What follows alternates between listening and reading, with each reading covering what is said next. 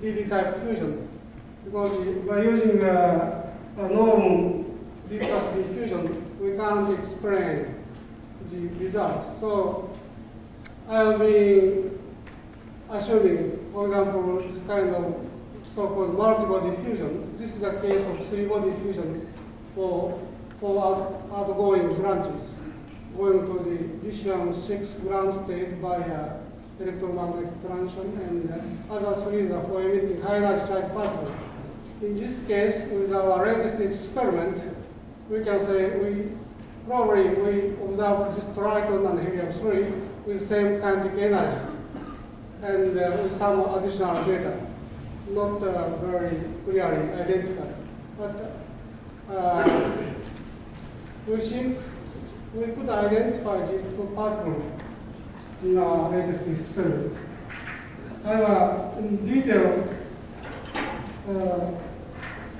we can show in the poster session.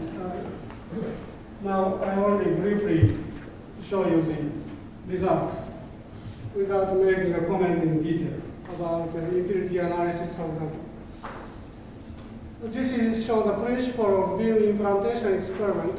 Mostly we use this kind of beam energy, 150 kV, and bombarding the titanium deuteride sample in this case with a highly preloaded deuterium. The X is 1.4 in this case, for example. And we are speculating, this is a range of deuterium beam about 1.5 micron in this case. And just in the vicinity, however, out of the range of this range, we might have some active zone producing some coherently induced low energy fusion reaction, including multi-body fusion process. And if we have, for example, three-body fusion somewhere around here, the particle, for example, the typical one, triton with this 4.75 MeV, helium-3 4.75 MeV, will go out in this way, losing some energy from here to here. And this is a counter telescope type two-dimensional spectrometer using delta E detector and E detector, and with some screen foil here. And we have a particle energy loss through this foil and delta E detector and going to this E detector. This is a well-known system of counter telescope. Anyway, if we have this triton helium-3, we have energy loss about, for example, for helium-3, 4.4 MeV by a delta E detector. And this triton will pass through this delta E detector, depositing this energy, and finally deposit this 3.8 MeV by E detector. If we could have this kind of signature in spectrum, we can say, well, we have something to do with multi-body fusion mass or something, new class of fusion in solid. This is a view of experiment. Where here we have a titanium deuteride sample coupled with a Peltier device from this side, and bombarding deuteron this way, and observing charged particle coming out this way. This is a counter telescope, delta E and E spectrometer, two-dimensional. This is another one to monitor the single mode spectrum at a little bit different angle, and also to watch the total energy spectrum of particle with initial kind of energy coming out from here. Because this spectrometer observes the energy loss and some spectrum after the energy the loss of this, and also all the time we are taking a single mode spectrum from individual detectors and comparing this one-dimensional spectrum with a two-dimensional spectrum, taking a coincidence between delta E and E detector, and making particle identification and so on. Maybe I don't have enough time, so quickly show the result, typical result. This is our result of our first experiment using a highly loaded titanium sample. And this is energy of spectrum by delta E detector. This energy is by proton and triton by DD reaction. This is very normal. And we have some pile up by proton, triton, so during this kind of curve.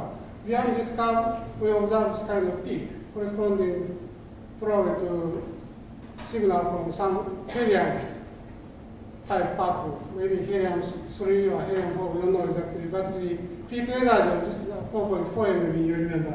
This corresponds to the energy loss by helium-3 or 4.75 MeV, helium-3. By three-body reaction,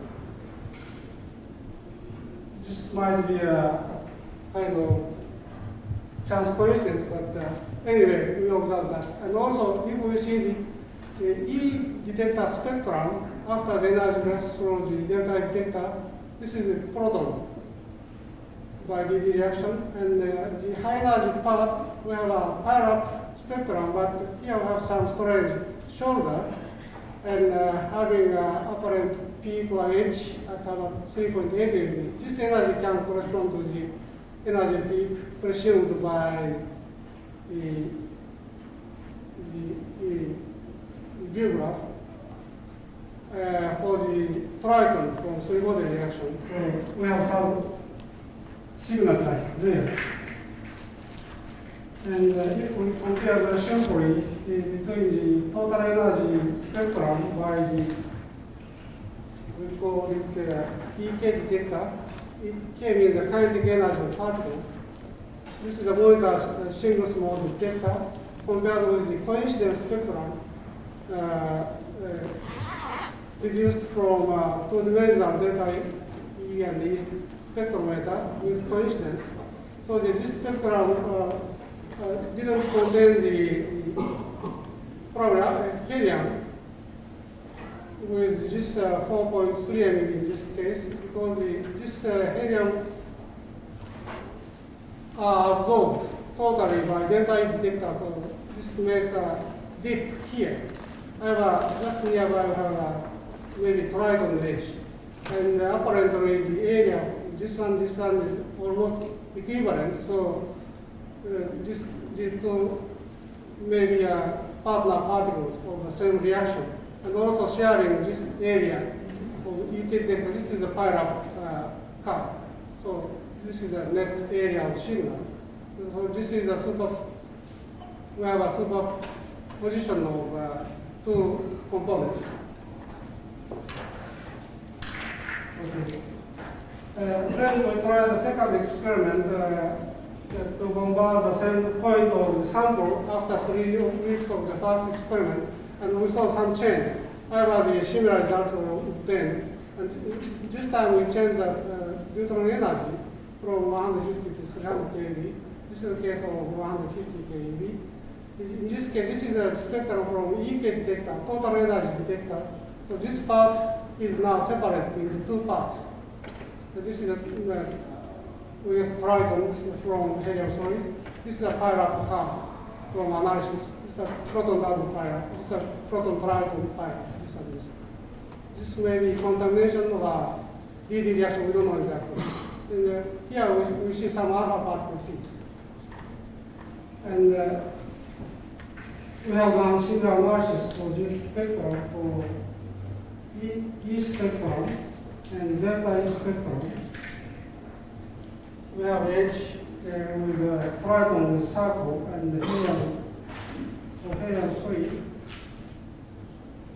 We have also similar curve. And if we make a normalization with this proton and triton peak coming from normal DD reaction, we can compare the ratio between two-body reaction and somewhat these anomalous peaks.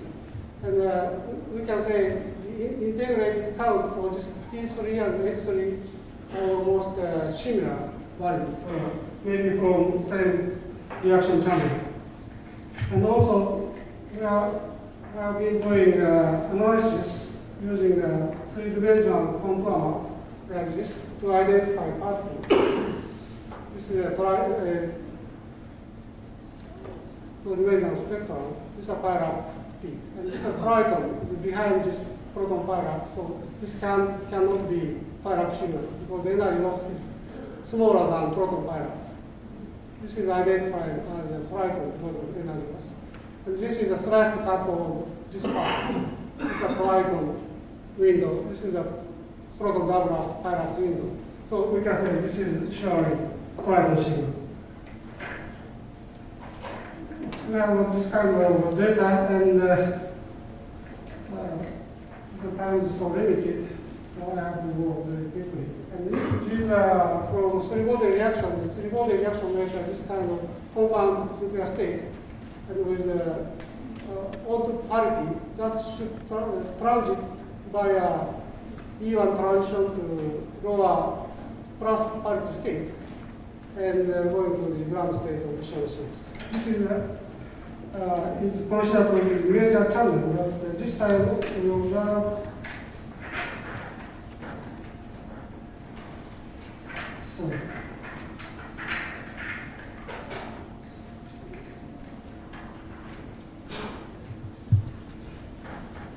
This one very clearly, and we don't know exactly about the ratio between branching ratio between these four atomic channels.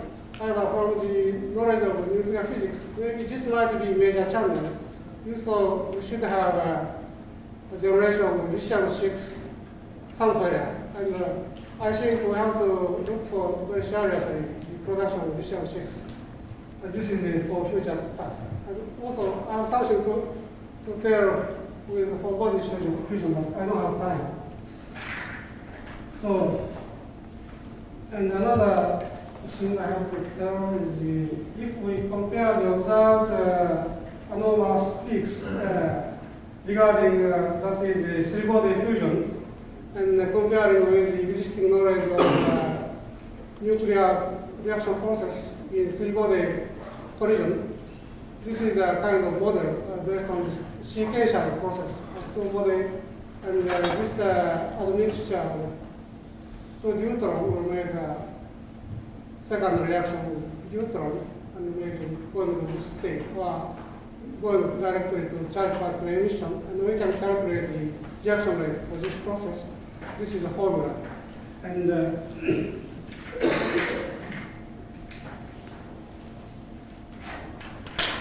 if we compare this ratio between three-body and two-body reaction rate, this is the experiment, this is the calculation, so we have 10 to the 26 times enhancement in the experiment. So this existing knowledge cannot explain our result. So we need some kind of, I think, the coherently induced reaction in lattice or solid. I call this a coherent fusion, coherently induced multi-body fusion. That might happen. So I don't have time, so I have to say the conclusion now. In a 5 years study by using electrolysis cell, we saw some excess heat for several cases out of 31. However, we couldn't realize the conditions for reproducibility. And we did not see any direct correlation to radiation like neutron and X-rays. However, we have got some positive data for helium-4 production. And also the neutron beam implantation experiment could stimulate very enhanced three-body fusion probably. And if so, the lithium-6 from three-body fusion and helium-4, this is from four-body fusion, can be a major nuclear product of, very silent fusion in solid. And so we may have a possible link between electrolysis and beam implantation type of experiment. This is we need further research. And also in my opinion, the general principle of underlying physics of cold fusion might be the stimulation of coherently induced fusion in lattice. Thank you. Thank you very much.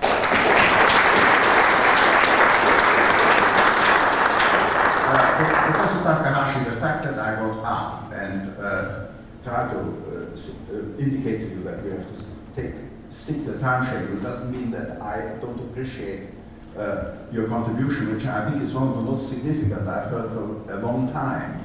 I think clearly we will wish to discuss this. You have a poster which shall wish to discuss this, but we do have to press on with the existing program. So may I just suggest that we have one question, if possible, on please, may we have a question on the three-body fusion processes?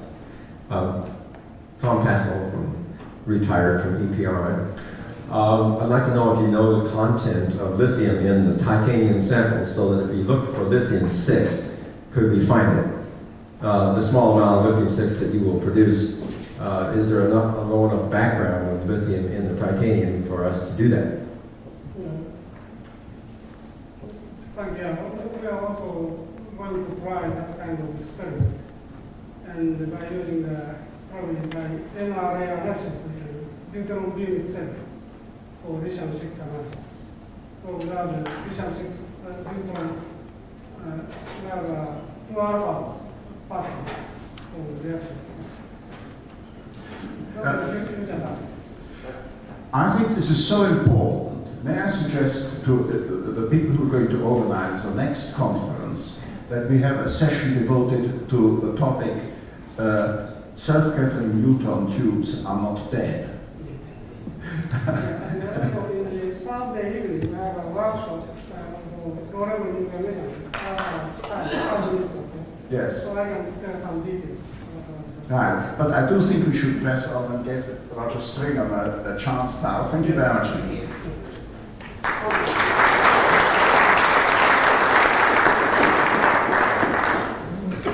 Roger Stringham from eQuest is going to tell us about the most peculiar form of solar electrochemistry yet found.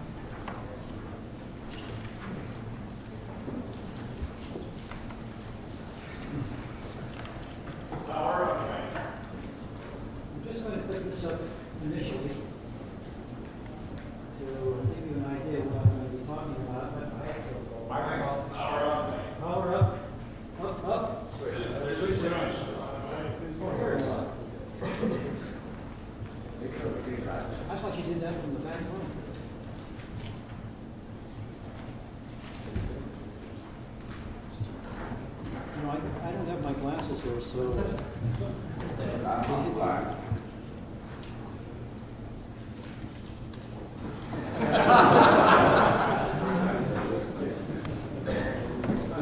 Those are small buttons.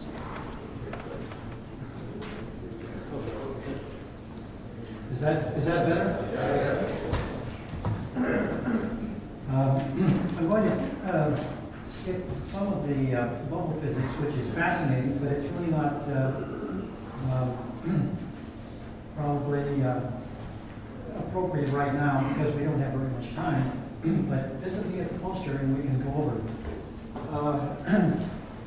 My name is Roger Stringham, and I've had help from people like Russ George, and Tom Bassel, John Chandler, and a number of others. And I want to give them all the credit, and Dick Raymond also, all the credit for getting this research together.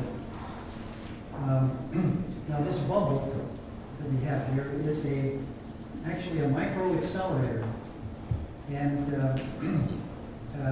what we have here is a piece of metal, and we have a bubble in the final stages of collapse that is on the metal.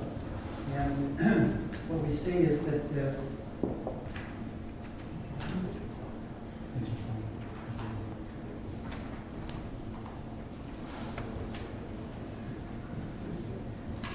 this is the metal, this is the bubble in the shell surrounding it. This is a jet, and what we have here is the micro accelerator, the bubble collapsing at and boring a deuteron beam or flux into the lattice.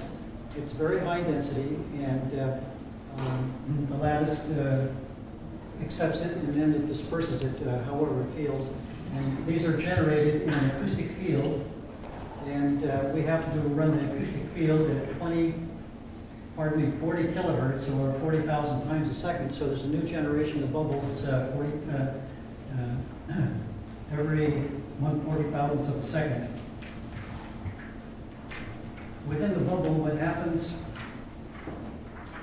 is in the very final stages, you have a ionization occurring, and I would say this probably occurs in the last nanosecond or in the picosecond range, where you actually get a plasma of D2 from the dissociated water. At this point, it collapses via the jet, and the remaining products go back to give you D2O2 and back to D2O mostly. This is the major product, and some peroxide.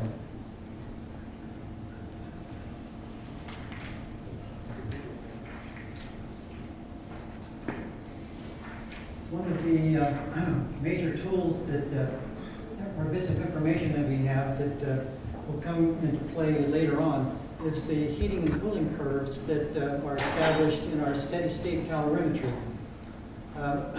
We try to match a piezo input and a Joule heater input. The Joule heater is incorporated into the reactor.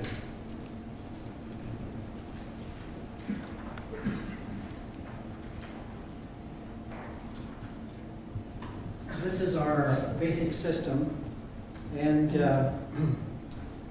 one of the difficult things is keeping track of the piezo input to the reactor.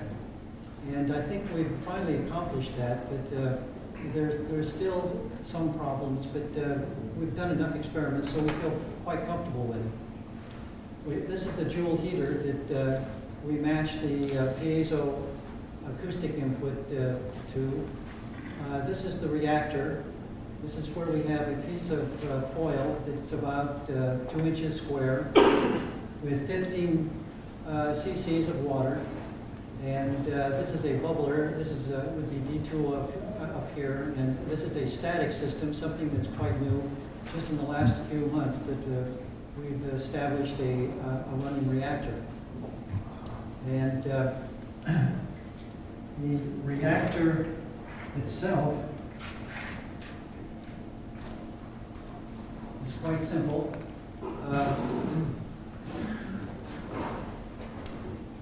It's a piezo here, and this is a stainless steel disc. This is circular, by the way. This is D2O with the foil in it, and then there's a disc on the other side.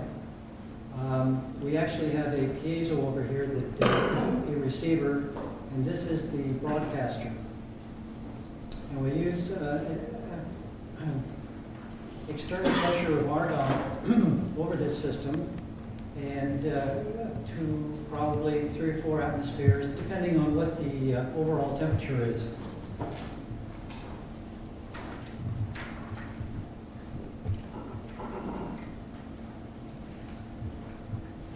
I'll just comment briefly on the Joule heater. These are, during the experiment, the experiments have 2 phases to them. They have a piezo half and a Joule heater half. And this is the Joule heater as we go up in temperature with the Joule heater in the reactor. And it heats up a mass of, the reactor is about 10 pounds, or close to 5 kilos of aluminum. That's the mass that we were heating up.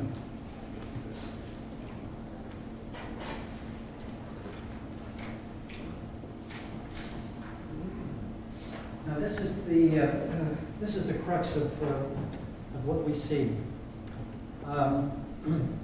This is the piezo input, AB.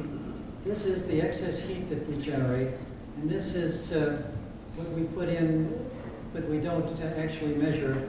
It's the phase relationship between the input current and voltage times its efficiency, or the phase offset by this angle theta. And but what we're interested in is this amount here, and matching that amount with a joule heater input. So we try to keep this exactly the same as this, although we don't have to. We have some excess heat that's produced, and we have something that I call, actually Fleischmann initiated something like heat after death, but I just call it heat after. And what we do is run this, these are basically days, and this is just a schematic. I'll show you the real data, and it matches quite well. So what we do is run this for several hours, and then we do a quick switch and turn on the joule heater. It just takes a few seconds. So what would happen is, what does happen with our delta T is it continues on going straight, and what after a period of time, which we cannot determine exactly, it shuts off. It changes from experiment to experiment.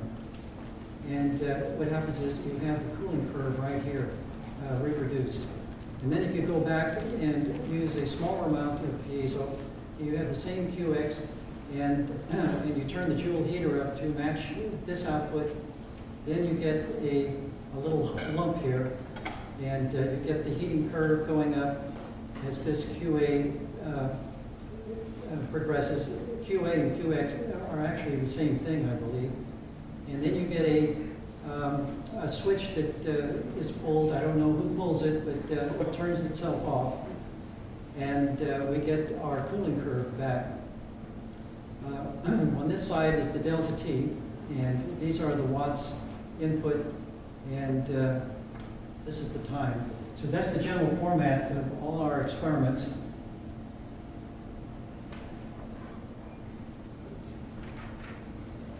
This is an experiment that we just finished, and it's just a general one. We did about 70 of these, and every time we did it, we got something that was more interesting than the one before, and this is one of the earlier ones. This is the piezo input. The piezo input has to be divided into two sections. B stands for the actually, it's on the other. I should really describe that better.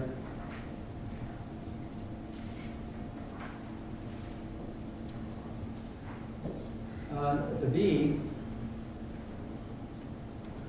that's the heating that comes from activating the piezo, and it's used up by the piezo in the reactor. And that is part of the overall heat.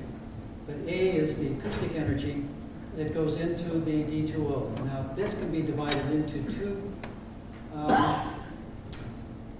factors. One is that heats the solution is just the acoustic waves passing through the solution and doing the heating, and then the other is that it goes to generate the bubbles within the D2O.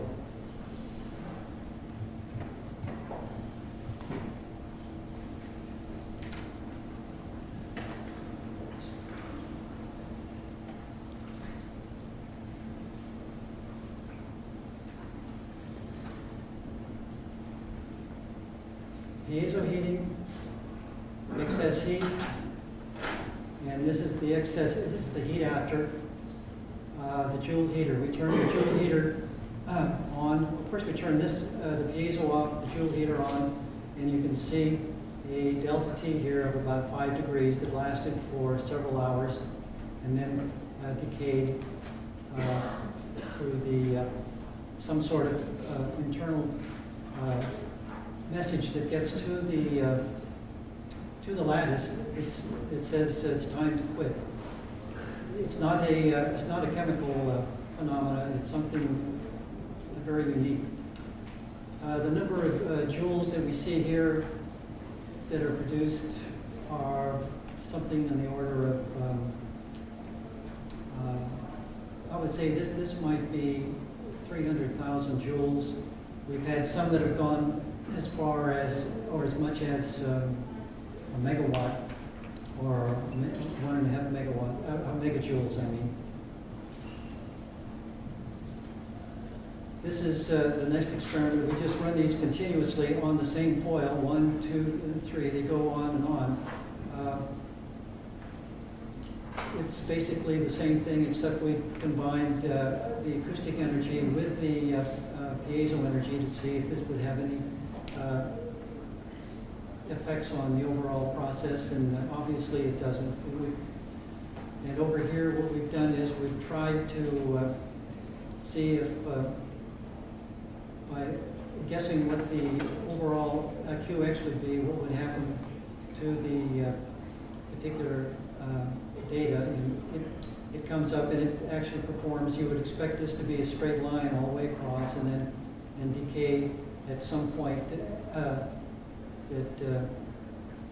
would give the same cooling curve as in these other experiments.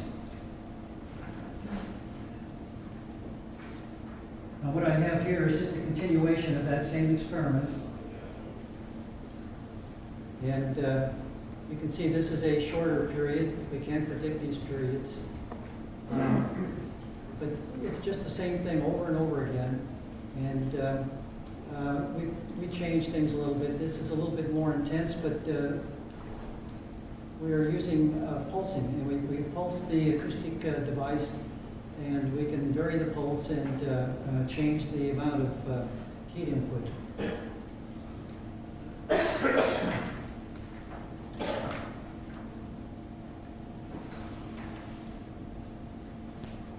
This is some more recent data that we did with a piece of stainless steel. The stainless steel foil, 100 microns. And what we have here are watts and temperature on this side, using the same scale, time in minutes. And this is the piezo heat. This is the joule heat. And you can see that in water, there is very little change in the heat output. It's basically a steady state temperature until the next round, and then it goes again. A slight increase in the joule heater is a slight increase in the overall delta T. However, at this point, what I did is I changed I took out half of the water and I put in D2O. And so you can see when I did that change, then we get this phenomena back again.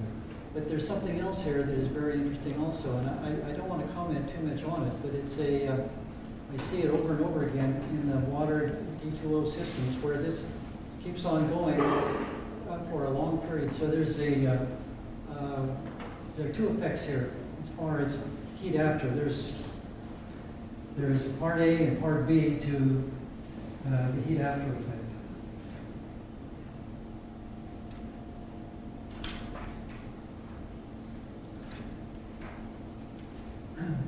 This is the acoustic energy that's put in, and this just represents the different number of pulses. We ran 128 pulses, all the way down to 8 pulses, and then we would vary the time off also. And this was all very informative. But I can discuss that later and at the poster site.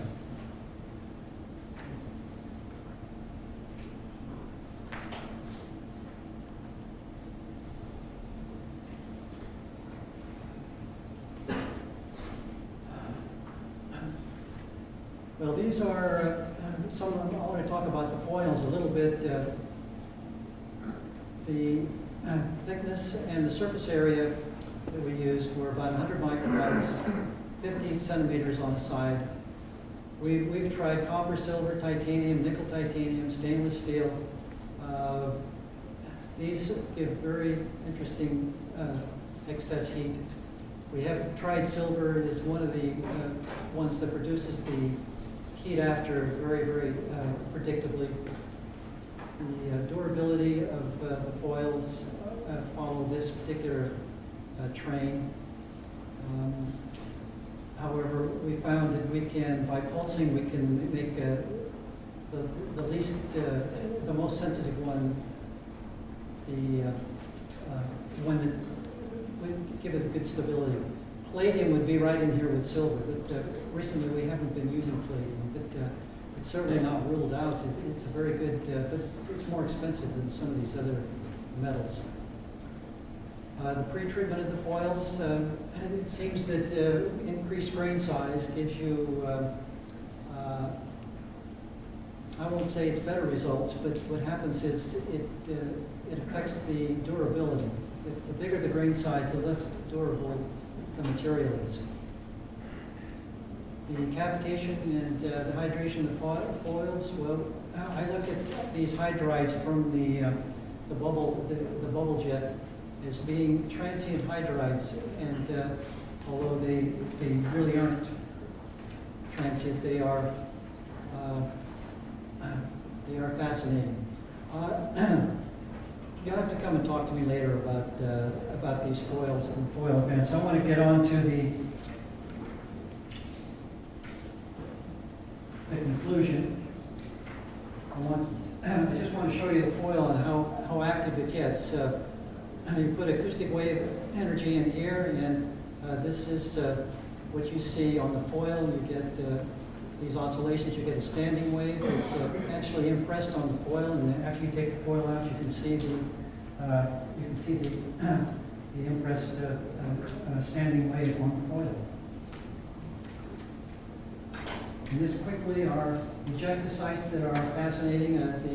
The little bubbles in palladium are little bubbles. These are little spheres. This is an ejectocyte, and out comes palladium in the form of little spheres, or they recondense after coming out as vapor in the D2O. When they come in contact, they form these little spheres. This is palladium and this is silver, and they are very similar. They are basically identical in size. And that's a fascinating aspect to this research. In conclusion, I would like to just quickly go over some of these. The foils are actively producing QX and QA.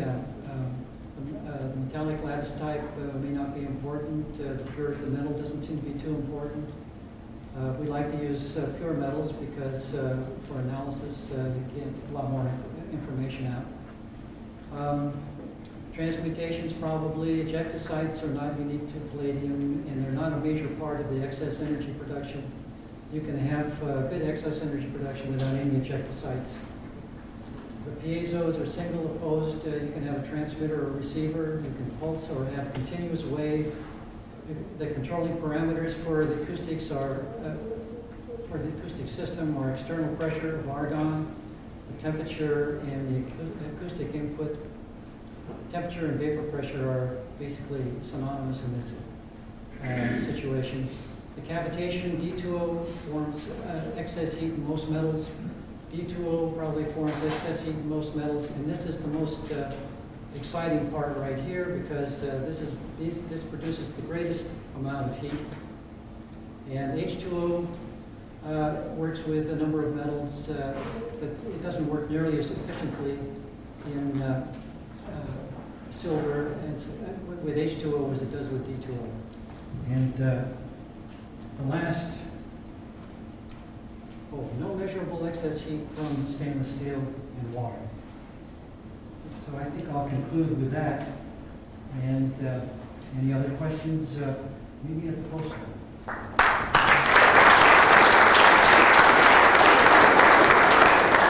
Well, since we have followed the very useful suggestion that all speakers should have a poster, let me ask you to restrict yourself to 2 questions to give Dr. Yamaguchi an adequate period of time this morning. Yes, sir. Excuse me, Pete. Could you have them put the microphones on the right lapel, since most of them appear to be right-handed? For left-handed ones, perhaps on the same lapel, you could put it that way to pick it up better. Just a simple thing. Who, me? No, anybody who wears a microphone, put it on Okay. the right lapel, because when they turn away, they're turning away from the microphone. Oh, I turn away from the microphone? Yes, it's called a shadow. When you face this way, the microphone's over here on the left lapel. Put it on the right lapel, that's all. Okay. Yes, have you any question on this particular presentation?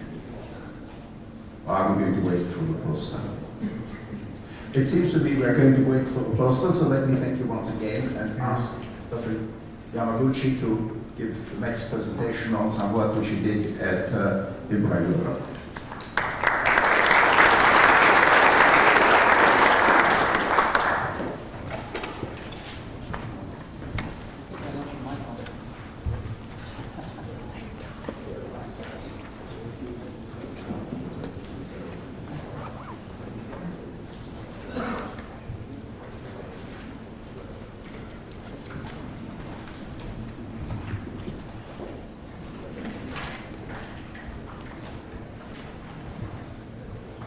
Thank you, Michael.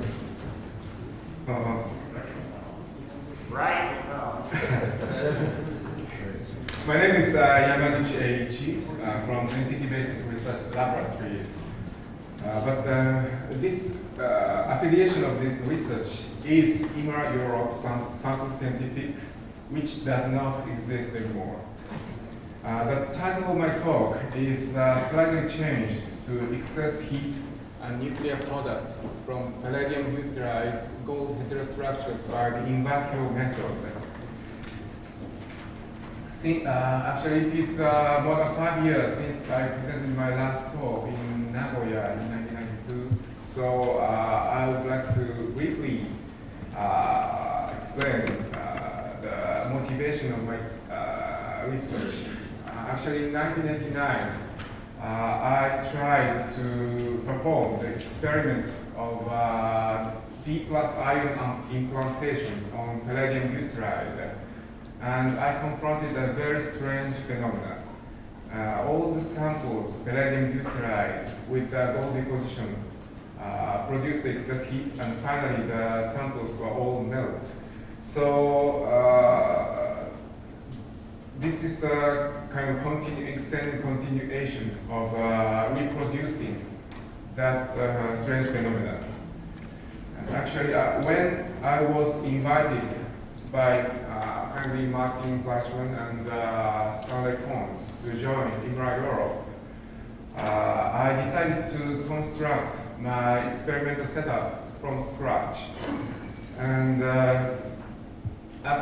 in fact, I really wanted to remove any artifact for nuclear products. This is the system I designed and actually used. The system consists of 4 UHV chambers, ultra-high vacuum chambers. The one entry chamber, and the second evaporation chamber, and the third gas loading chamber, and the fourth, the most important, analysis chamber. You can see the pictures here. This is the entry chamber, this is the evaporation chamber, and this is the analysis chamber. And the sample can be transferred anywhere in the system without breaking the vacuum by this magnetic transfer rods through those all metal gate valves. Now I will explain the sample preparation method. First, palladium plate with purity 99%. With the dimension 3 times 3 times 0.1 cubic centimeter, pre-annealed at 1000 degrees of centigrade for 24 hours in vacuum, was inserted into this entry chamber here or here, you can see. Next, the sample was transferred. The next sample was transferred along those lines to the gas loading chamber and annealed at 600 degrees of centigrade for more than 2 hours in vacuum to remove all the adsorbed impurities at the surface. After cooling down the sample, deuterium gas or hydrogen gas was introduced up to 630 to 650 torr at room temperatures in this gas loading chamber. In 3 to 5 days, deuterium atoms were spontaneously loaded in palladium up to 60% of loading ratio on the average. So in this gas loading chamber. Fifth, the sample, now palladium deuteride, was transferred to the electron beam evaporation chamber along this line, and finally here.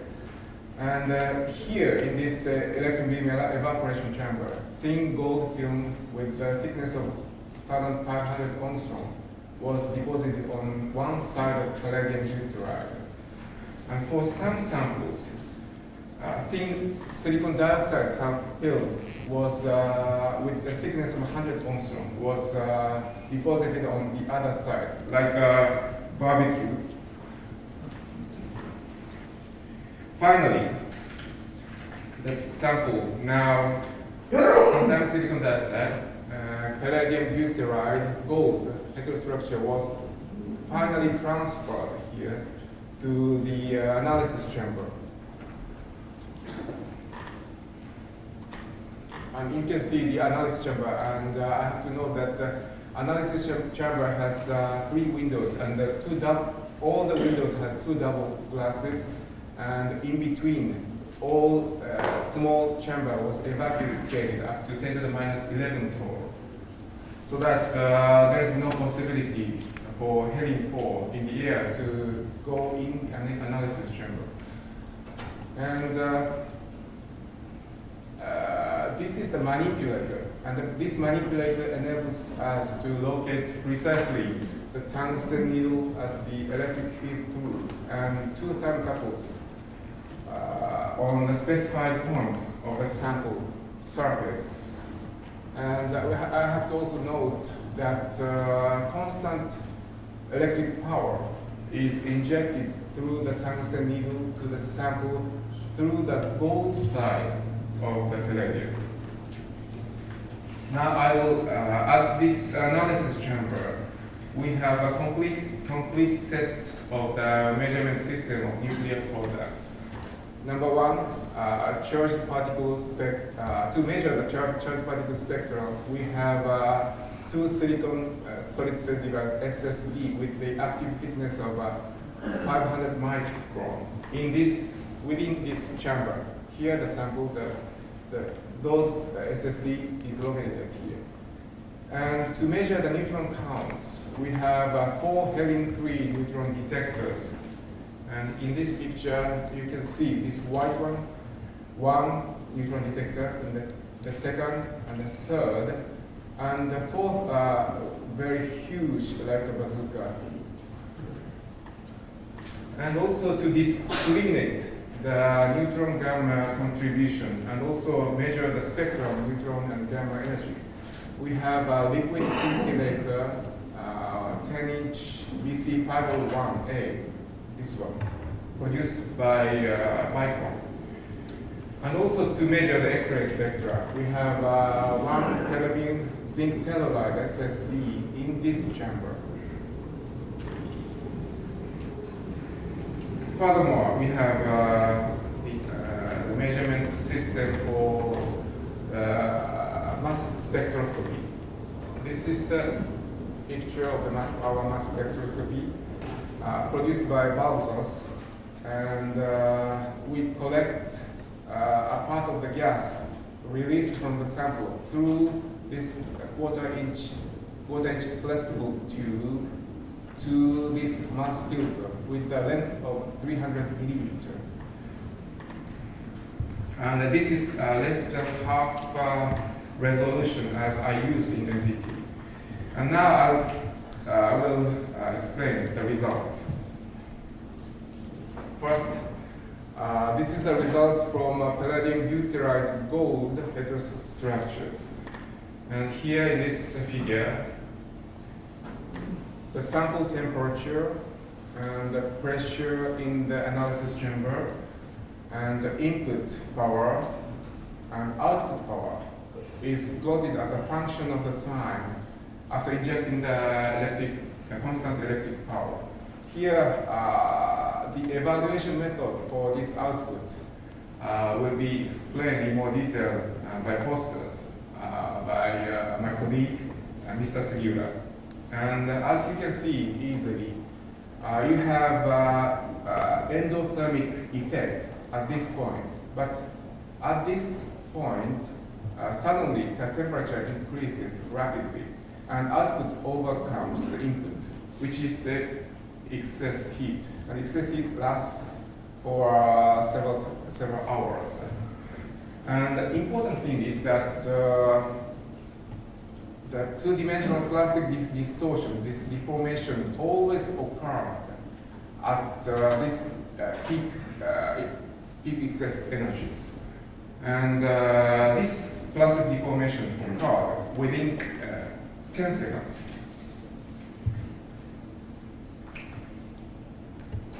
And this is a schematic view of such a plastic deformation. And this should be due to the coherent beta phase formation at the naked silicon oxide is deposited side of palladium plate by the accelerated deuterium transport towards the naked side.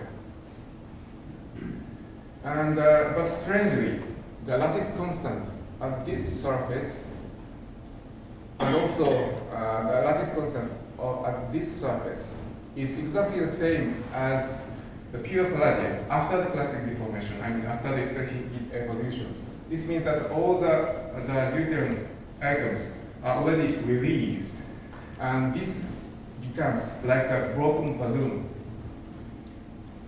In other words, the palladium bond breaking. The palladium bond breaking due to the oversaturation of D atoms suspends the excess heat. This is the important thing. I mean that in this previous biography, at this point, the plastic deformation occurred within 10 seconds. And this is similar to the broken balloon. And after that, the excess heat is suspended. And this is the microscope picture of silicon dioxide deposited on naked side of a palladium surface after the excess heat evolution. I'm sorry, this is not so good picture, but you can see in this ordinary microscope pictures that grain size is of the order of 50 microns. And if you raise the magnitude, you can see the unique characteristics of this surface. I mean, these big cracks along the crystal axis. And the same picture, scanning electron microscope pictures, clearly shows such big cracks along the crystal axis.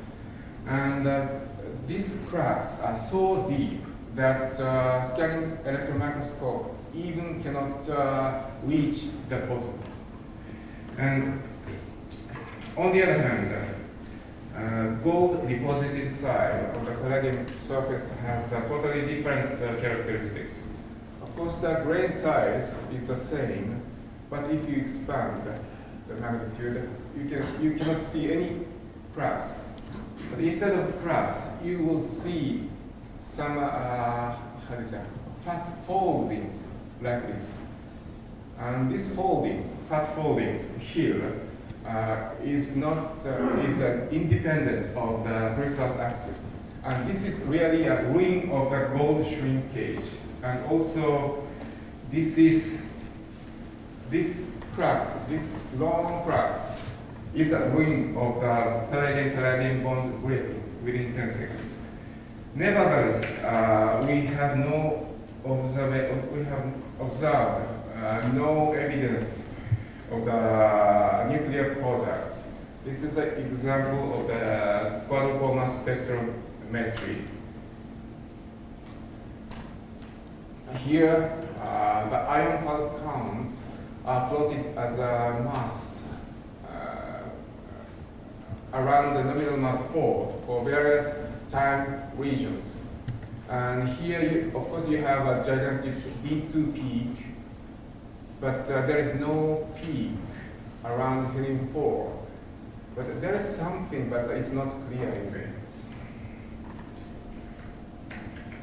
So we can conclude that no, the absence, the helium-4 production is absent. And actually, the hydrogen case, palladium hydride case, exhibit the same effect of the excess heat. This is the result, one of typical example of the result. Here, you can clearly see the excess heat evolutions.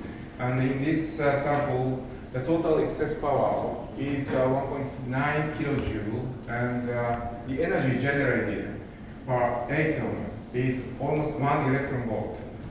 And as I explained before, beta phase formation at the one side expand the surface, and finally, like a broken balloon, the plastic deformation occurred. But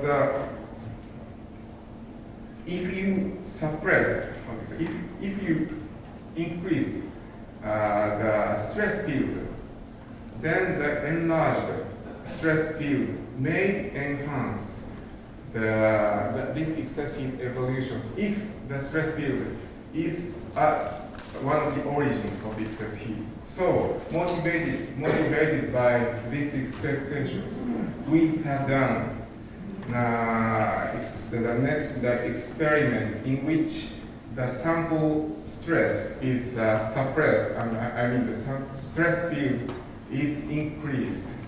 And this is the result. In this sample, the sample stress is configured so as to increase the two-dimensional stress. And you can easily see that the excess heat is even 8 watt for the input being 0.1 watt. The temperature increase is very clear. And in this case, the total amount of the power is 39 kilojoule. And energy created per atom is 7.9 electron volt. And hydrogen case gives the same effect. This is an example of palladium hydride with an increased stress field. And now the output is enhanced, and the total amount of the power is 6.2 kilojoule. Okay. Now we will go to let us discuss the origin of this 100% reproducible excess heat within the solid state physics. As I said to you,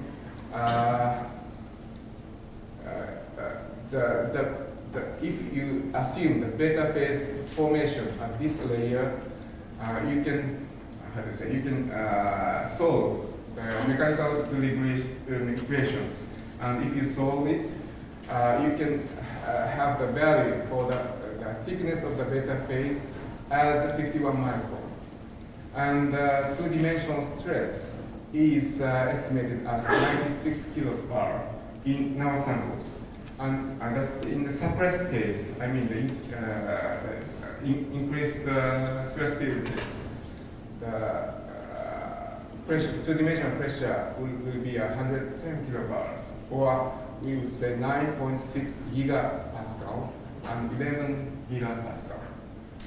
And this is, of course, due to the accelerated transport of d atoms in palladium.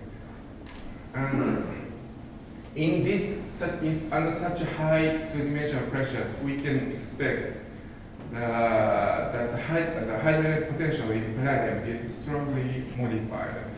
And I once calculated such a hydrogen potential in palladium under high two-dimensional pressures. And this is a result in 8 years ago. And this is the case for 0 kilobar, and this is the case for 300 kilobar. The two-dimensional pressure. And of course, as you know well, you have a potential minimum at the octahedral site and the tetrahedral site. But quantum mechanically, tetrahedral site is a so abrupt potential minimum. So quantum mechanically, this gives the ground state. But if you compress the sample, this octahedral site is likely to be unstable. And under 300 kilobars, the octahedral size is no more stable, and the T site becomes stable. But those T sites is so close to each other, those creates the bonding and anti-bonding states.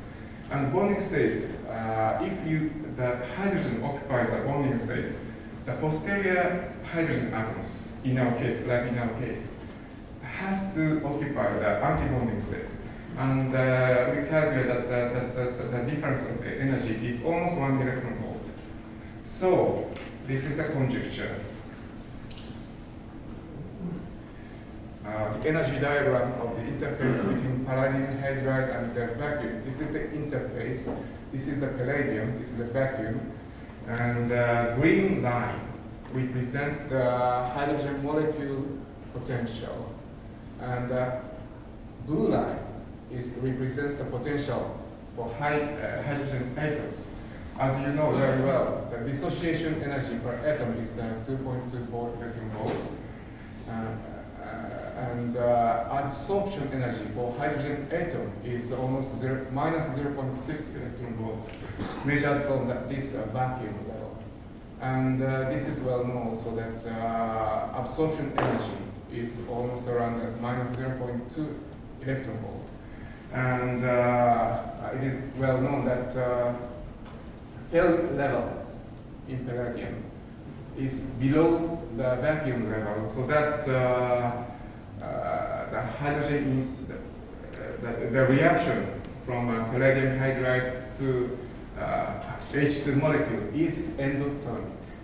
But if you consider such a modified